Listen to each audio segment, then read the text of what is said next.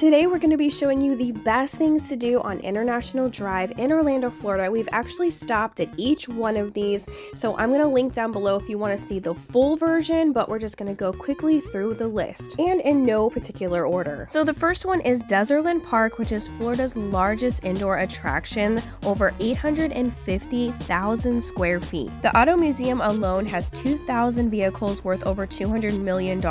They have a few different go-kart tracks depending on the age. They have some for kids and adults. They also have a small food court, so you actually don't have to leave Dezerland to go eat. They have a putt-putt as well as a pinball palace, a James Bond bar, and a huge arcade where you can actually earn tickets and prizes. They have bowling and a new space here called Verse Orlando, which is an AR experience different from VR. There's always something new coming to Dezerland, so it is worth at least checking out once, and they have a trampoline park. One of our favorite areas is that pinball because my husband loves to play pinball, and then the kids can actually play some of the bigger console games like the PS5, the Xbox X, and the Switch. Next up is Ripley's Believe It or Not and the Ripley's Mirror Maze. And of course this is kind of a touristy thing, but it is really neat inside. You can turn your face into a shrunken head. There's a lot of different taxidermy stuff, a weird Florida section, lots of wax figures of things you can take pictures with, animals born with extra limbs or heads, different skulls. They also have a lot of hands-on activities and interactive things that the kids can mess with. They even have a space room with some Star Wars things. If you want to see the full video, I'll link it down below, and right across is the Mirror Maze. It took about an hour to go through the auditorium and maybe 10 minutes or so through the Mirror Maze, so we did it a couple of times. The more people that are in the Mirror Maze, the crazier it gets. It feels like everyone is everywhere, so it is a really neat experience. And then you find this room here that's like rainbow color, fun to take some pictures and just explore. Next up is the Titanic Museum. Usually a family 4-pack is around $75, and it takes about an hour or more to go through depending on how much time you spend in each room. There are over 300 artifacts that were actually found from the Titanic in this one. There's costume actors that play the part. When you first enter as well, you get a name, so you have to find out at the end whether you were a survivor or a victim. There's also full-scale room recreations, basically what it would look like inside the ship, and there is a dinner show. We've never done the actual show, but it sounds fantastic. It was really neat to actually see things that were inside the Titanic, learn more about its history, about people that were on it, and the actors themselves really get into playing their part and their character. There is a Titanic museum as well in Tennessee that is way bigger. I would love to go there one day. Let us know if you've been. And they let you take as many pictures as you like, and my kid's favorite part was actually touching the iceberg. Next up is Icon Park. You can't miss it with the ginormous wheel that goes up to 450 feet and a great view of Epic Universe, a new theme park coming in 2025. You can also see the convention center, hotels, even Volcano Bay. And there's the Sea Life Aquarium, which has a 360-degree tunnel. There's a lot of areas to explore, which is great for kids. In certain times of the year, they have mermaids, Santa, different characters. If you're going to do multiple attractions at Icon Park, I recommend getting the Play Pass, because instead of spending $20 or $30 an attraction, you're only spending about $9 per attraction. And in that Play Pass, you get a arcade credit as well as the 7D dark ride, which has a few different options. And sometimes it does include the extreme virtual reality, which they have action darts and VR with several different scenarios. And for the kiddos, they have a nice carousel that's open at the daytime or night. It's nice and lit up, as well as a train ride that takes a loop around Icon Park. But if you are a thrill junkie, we recommend doing the Starflyer, which is intense. You go up 450 feet. My kids actually liked it, but they are used to some of these intense rides. I was still pretty terrified because you literally are hanging on by these thin chains. They also have Madame Tussauds, which is a wax museum. You can get lots of fun photos with celebrities. They're always adding on new actors as well. They just added Chris Pratt, which we haven't seen that one yet. I personally like the DC area because of Superman and Spider-Man, and this 5 final room that has a lot of things from the movies like Shrek and Kung Fu Panda. You can easily spend the entire day here with all the attractions, shopping, and eating.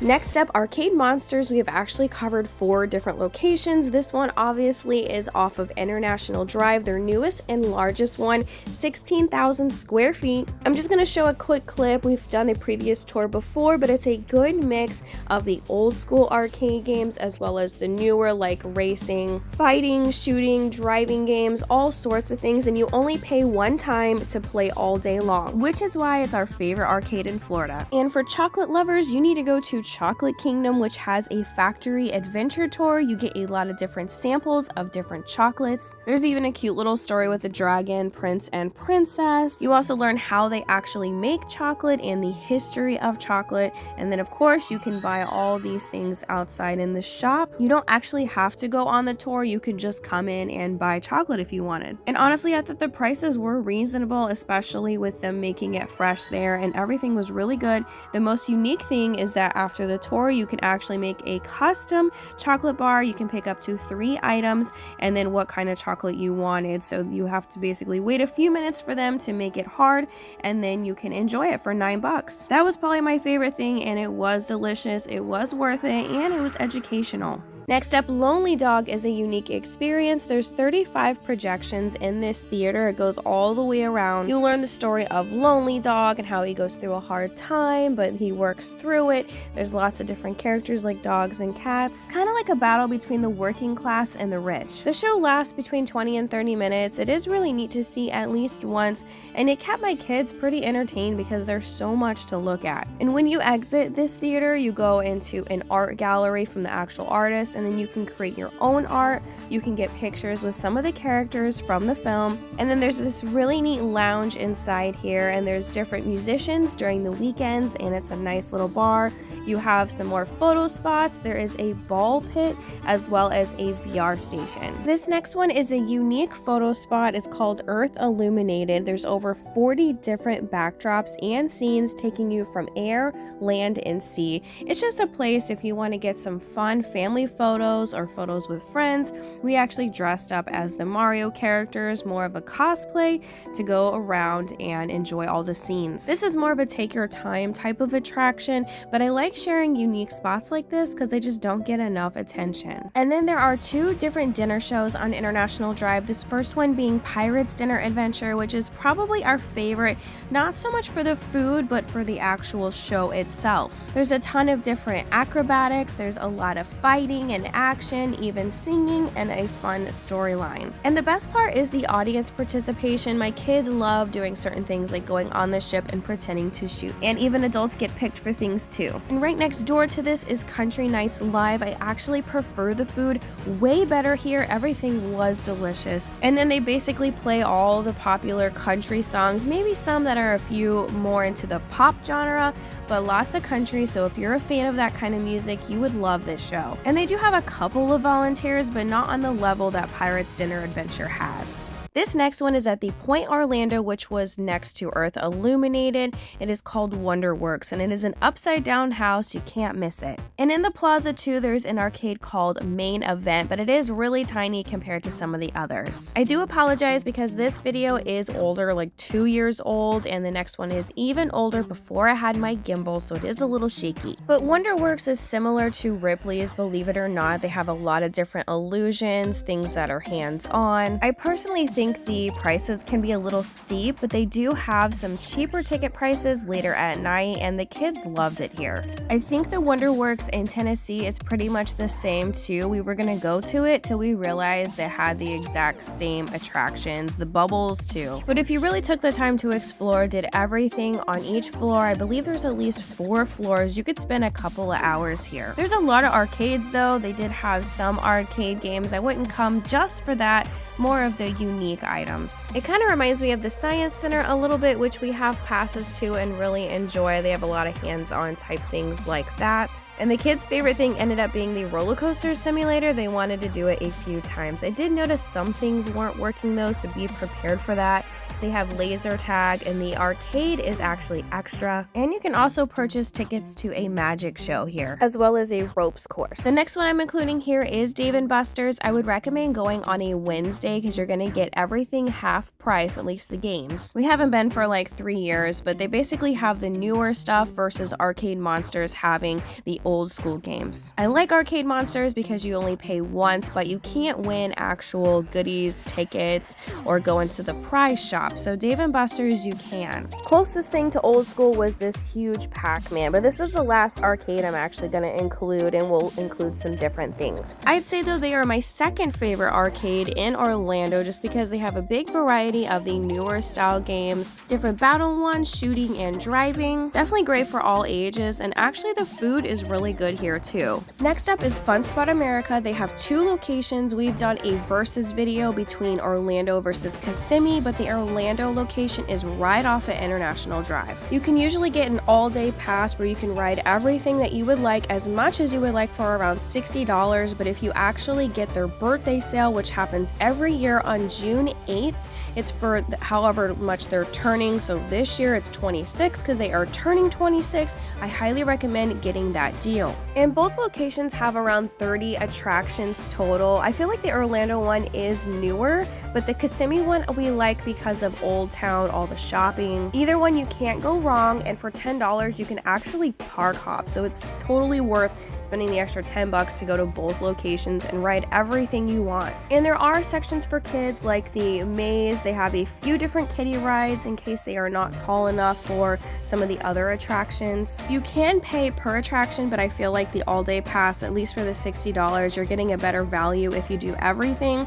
Some of our favorite things are White Lightning, which is this awesome wooden coaster. The kids love this spinny one. It's like a Superman position. They also have bumper cars, which is great for any age, and the go-karts, which they have double or single ones. When we've gone during the weekdays in the afternoon, it's pretty dead, and I like that it's cheaper than Disney World. Next up is Aquatica, which has 15 different attractions. It is a huge water park, and you can usually find tickets for under $50 a day. We just went to try out their new water slide, which was really neat, and they're actually going to be having a night event called Aquaglow that we're going to be headed to soon. Aquatica is right off at International Drive, but Volcano Bay is another amazing water park to visit too. When we did visit Aquatica, some of the attractions were closed, like the wave pool and a couple of slides, so be aware of that, but they do have drop slides as well as a pretty big kids area. There's actually 2 separate areas for kids, so it does offer a lot for all ages. When we did go recently, the Lazy River was closed. I heard it's operating on the weekends. I'm not sure how accurate that is,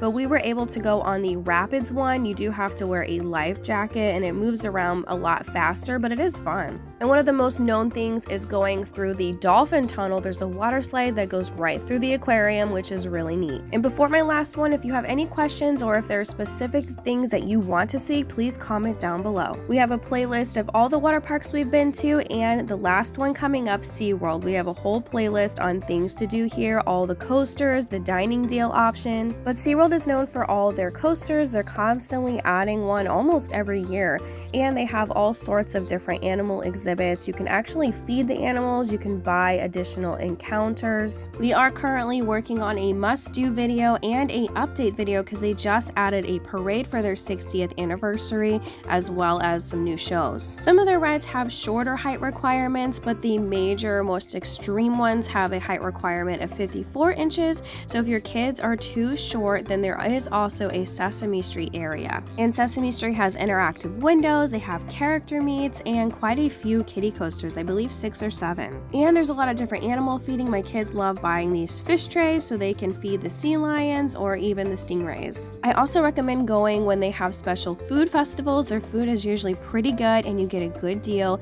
And Christmas, there's just something about the Christmas celebration here that is magical. Next up, I'm hoping to do the best places to eat on International Drive, so if you'd like to see that, comment down below. There's a lot to do here in Orlando, and we're always trying to cover new attractions. Stay and subscribe for more videos. Get a chair, subscribe. Cut. Click these videos next to see some delicious food offerings on International Drive, and stay tuned for that list as I am trying to complete it pretty soon. We also cover other things to do in Florida, so definitely subscribe if you would like to see more.